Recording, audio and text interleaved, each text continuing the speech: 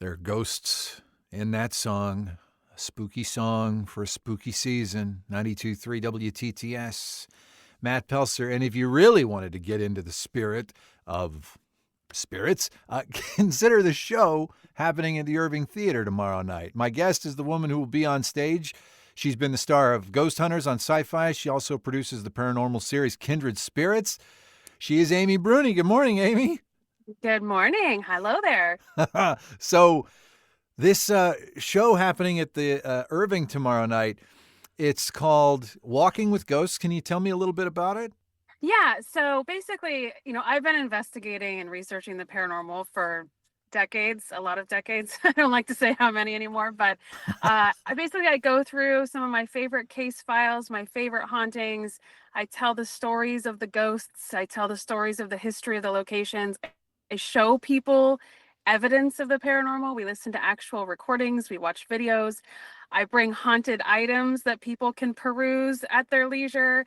And then at the end, we have like a full roundtable discussion where people can ask me anything or share their own ghost stories. So it's a very spooky evening. Okay. All right. So I've got to come clean here. I am a skeptic. But could you? But with all respect to you, could you give me an example of a story that you might share, something that maybe has caused somebody to rethink their skepticism?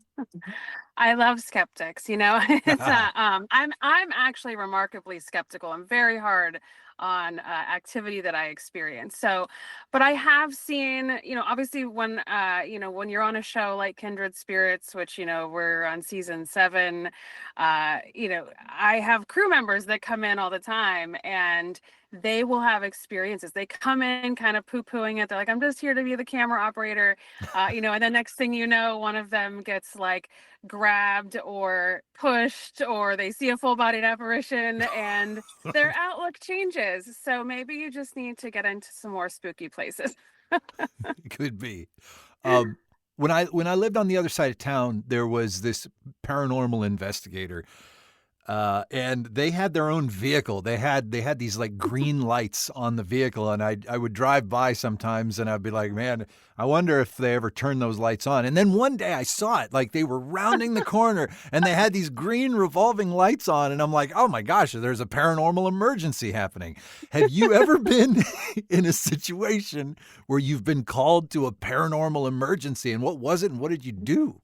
Oh gosh, I have been called into emergencies before, but I am not that immersed where I have a Ghostbusters type vehicle.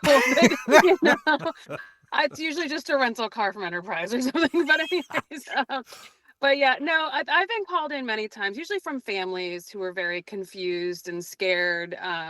We had a case a few years ago where, this family, their children felt as though they were being choked at night. And so we had to go in immediately and try to assist them and figure out what this was. And obviously they were terrified. It turned out they needed a sleep study, but they needed someone to come in and kind of lead them down that path. So yeah, I'm always happy to come in last minute like that.